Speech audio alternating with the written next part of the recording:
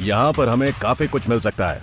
काफी सामान है, काफी रिस्क भी है। चोरी से देखने की कोशिश भी मत करना। नहीं, मुझे जूते नहीं खाने। जान भी जा सकती है।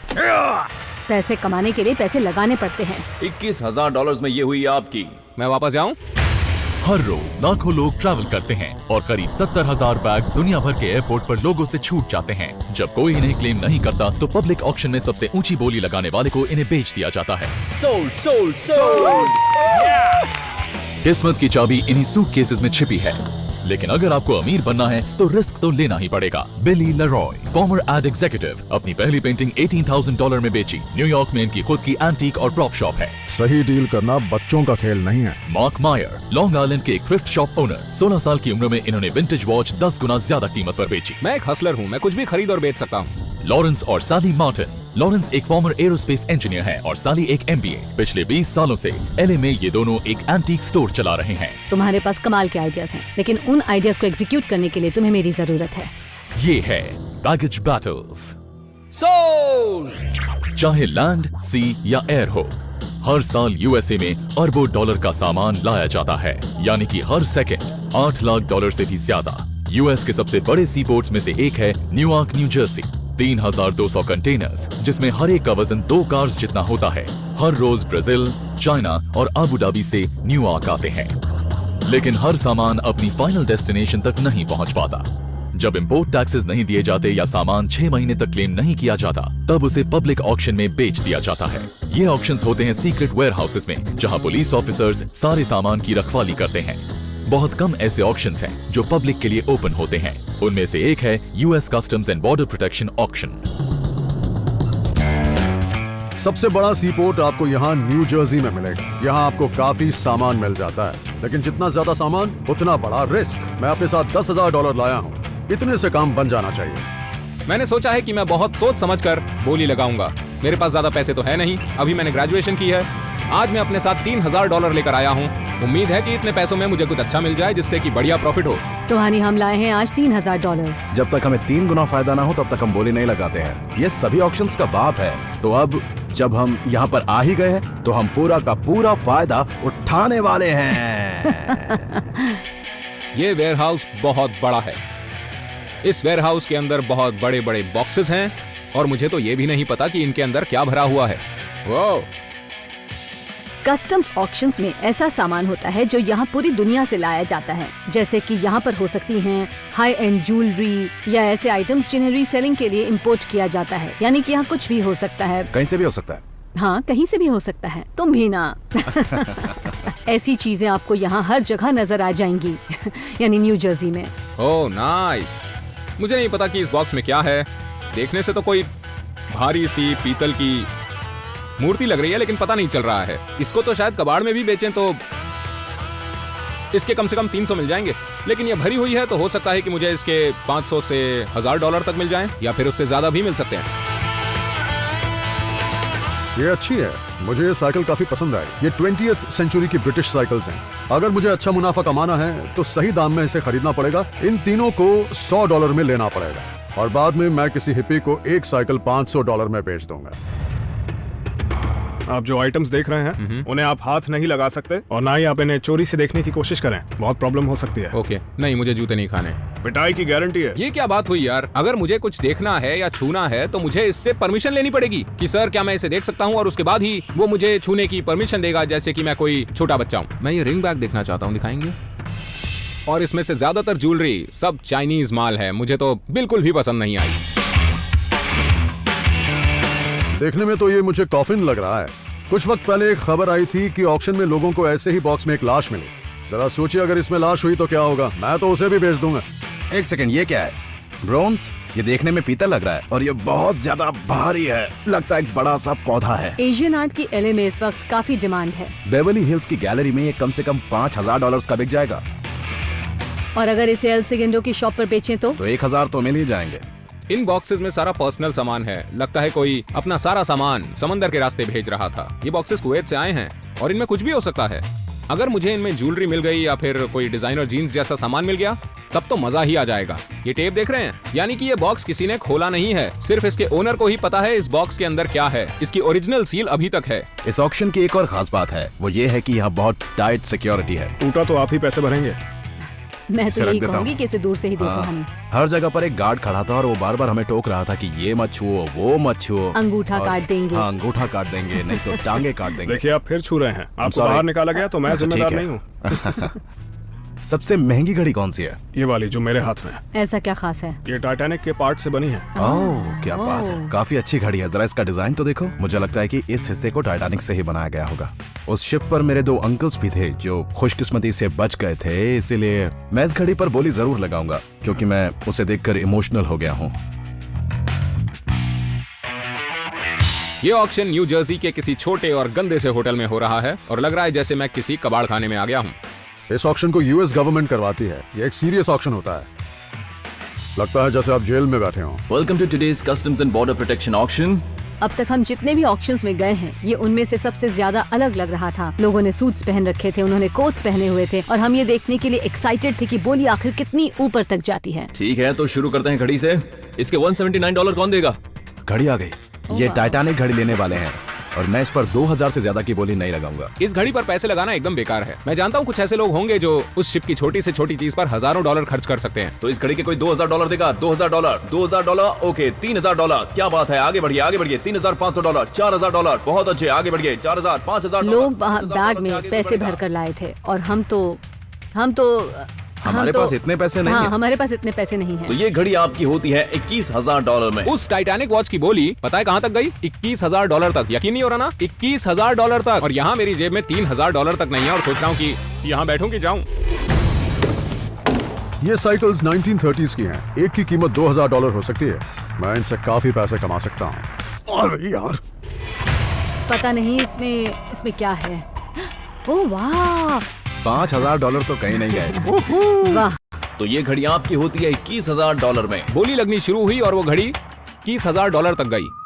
मैं रुकूं कि जाऊं? अब आ रही है ब्रिटिश मॉडल की साइकिल। साइकिल्स के दाम बहुत ज्यादा कम हो गए हैं तो मुझे नहीं लगता कि लोग इस पर ज्यादा बोली लगाएंगे। इसकी बोली शुरू होती है $50 से। हम साइकिल्स के लिए काफी एक्साइटेड हैं क्योंकि LA में इनकी बहुत ज्यादा डिमांड है। बहुत अच्छे, $200, $300, $400, क्या बात है, $500, मैं तो इस तरह की साइकिल कभी नहीं चलाऊंगा, लेकिन मैं इसे तुरंत बेच सकता हूँ। $600, $600, बिली बस खुद को दिखाता है कि वो बहुत स्मार्ट है, जबकि सच तो ये है कि उसे बोली लगानी आती ही नहीं। क्या बात है, $700, $700, अब कोई बोलेगा $800, बहुत अच्छे, $900, कोई $900, इतने तो नहीं $1000, खर्च कोई करने। बोलेगा $900, $900,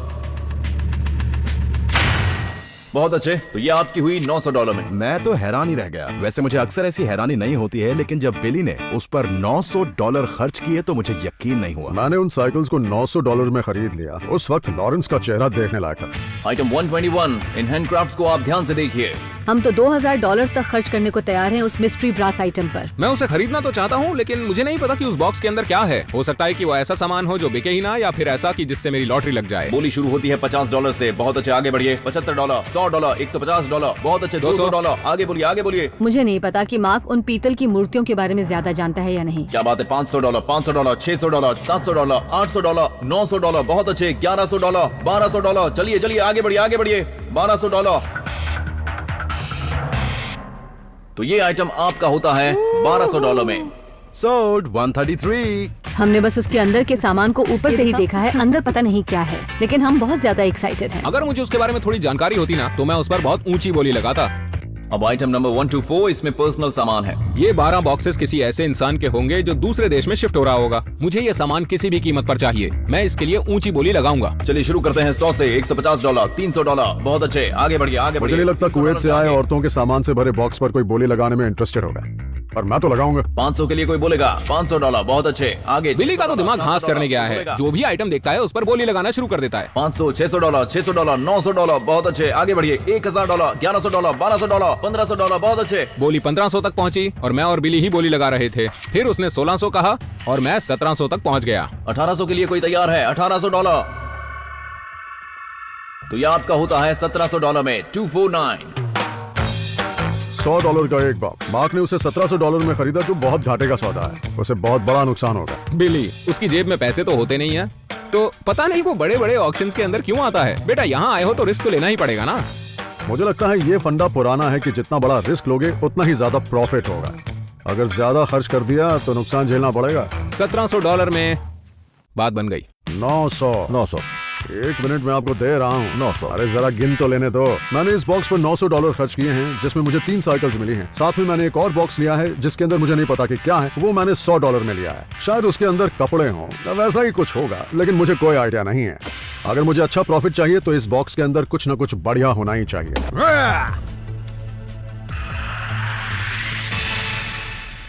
कूल। क्या बात है, मुझे नहीं पता था कि इसके अंदर से बुद्ध निकलेंगे। लगता है कि आज मुनाफे का सौदा होगा। ये लकड़ी का बना है और ये एशियन महोगनी है। ये आराम से $300 से $500 में बिक जाएगा। कस्टमर भी अच्छा होना चाहिए। ये हाथों से बनाया गया है, मशीन से नहीं। मैंने हॉलैंड की काफी साइकिल्स देखी हैं, लेकिन खास तौर पर इस स्टाइल की साइकिल मैंने न्यूयॉर्क सिटी में नहीं देखी है। ये अच्छी हैं, इनका रंग भी अच्छा है। इन्हें BRG कहते हैं, ब्रिटिश रेसिंग ग्रीन। ये साइकिल्स 30s की हैं या फिर 20s की होंगी। इनमें ब्रेक्स के लिए केबल्स नहीं बल्कि स्टील रॉड्स लगी हैं। इसके $400 से $500 जरूर मिल जाएंगे। मैं एक बहुत अच्छे साइकिल डीलर को जानता हूँ, वो मुझे बता सकता है कि इसकी क्या कीमत होगी। मुझे इनसे ज्यादा प्रॉफिट कमाना है बस। अरे यार, हमने $1200 खर्च करके खरीदा है एक मिस्ट्री ब्रास आइटम। कम से कम इसके $1000 तो मिल ही जाएंगे। शायद उसके $750 भी नहीं मिलेंगे। हाँ वही तो मैं कह रहा हूँ कि कम से कम 700 नहीं तो $1000 तो मिल जाएंगे। $750। मैं सच में देखना चाहती हूँ इसमें क्या है। खुल रहा है? ओके, खुल गया। चलो देखते हैं कि इसके अंदर इसे कहाँ क्या है। रखूं? नीचे फेंक दो। अच्छा ठीक है।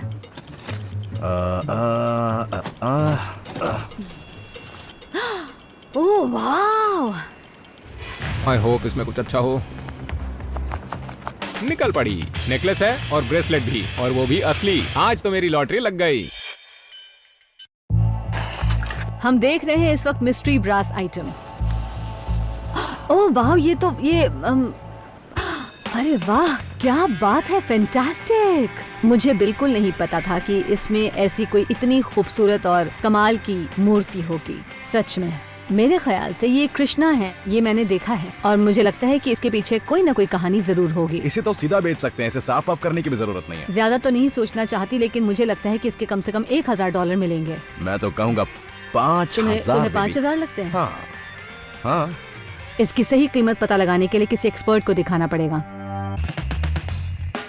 मैंने इन बॉक्सेस पर $1700 खर्च किए हैं, यानी कि हर बॉक्स का मुझे $100 से ज्यादा मिलना चाहिए। हर बॉक्स में कम से कम $200 का सामान होगा ना, तभी जाके मुझे कहीं प्रॉफिट मिलेगा। बेकार है, कुछ भी काम का नहीं है। जैसे ही मैंने पहले 3 बॉक्सेस खोले ना, मुझे तो डिप्रेशन ही हो गया। बेकार है, इसका भी कुछ नहीं मिलेगा। मेरा तो दिल बैठा जा रहा था।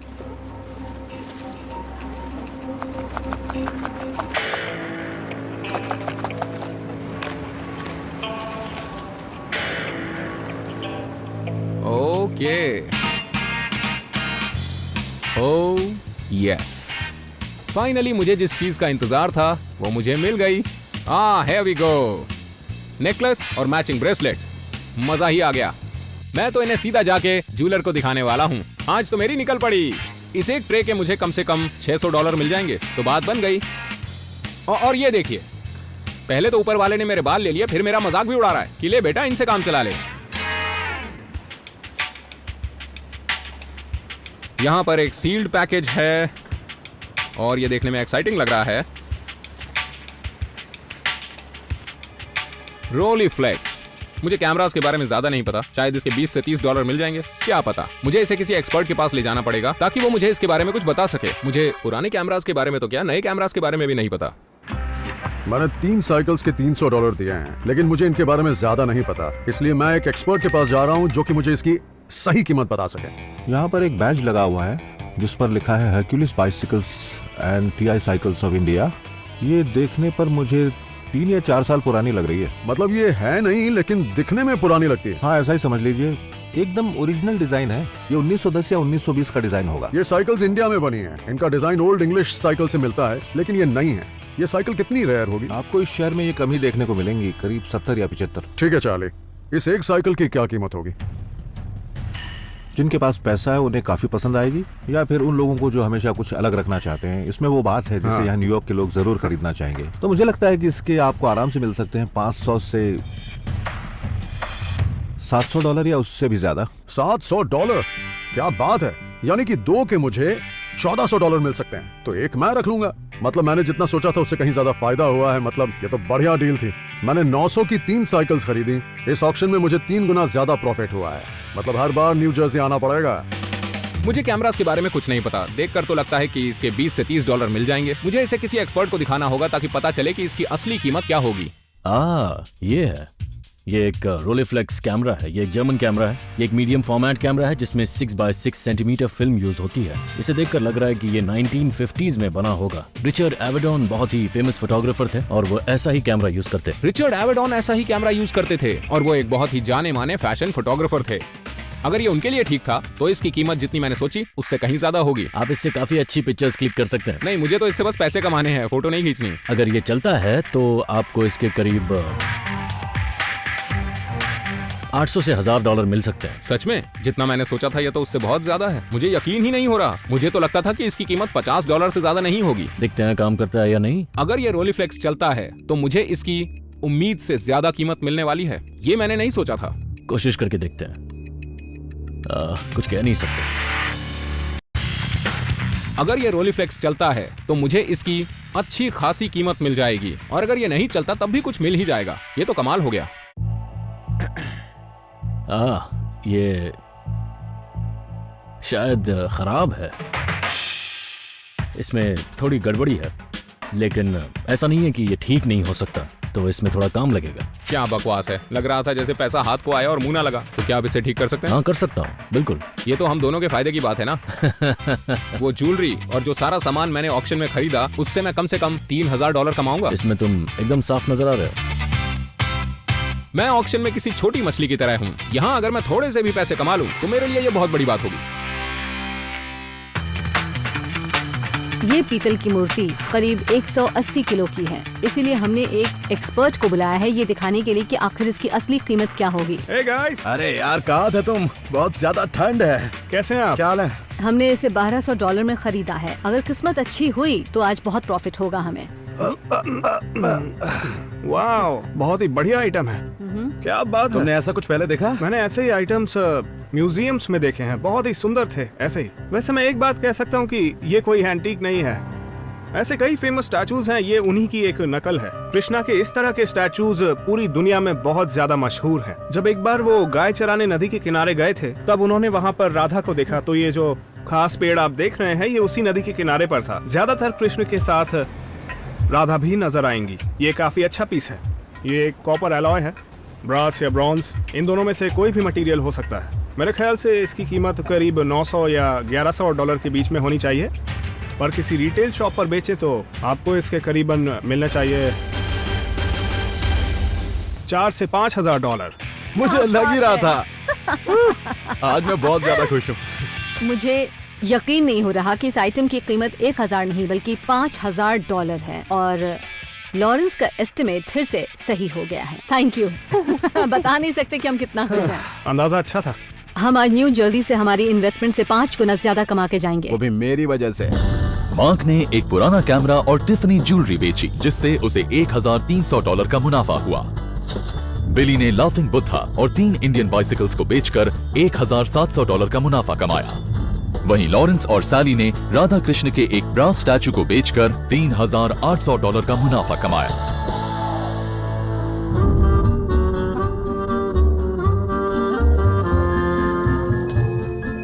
इस साइकिल को चलाता रहा तो जान से हाथ धो बैठूंगा। ऐसा लग रहा है जैसे कि अब गिरा कि तब गिरा। यहां तो नहीं चलेगी।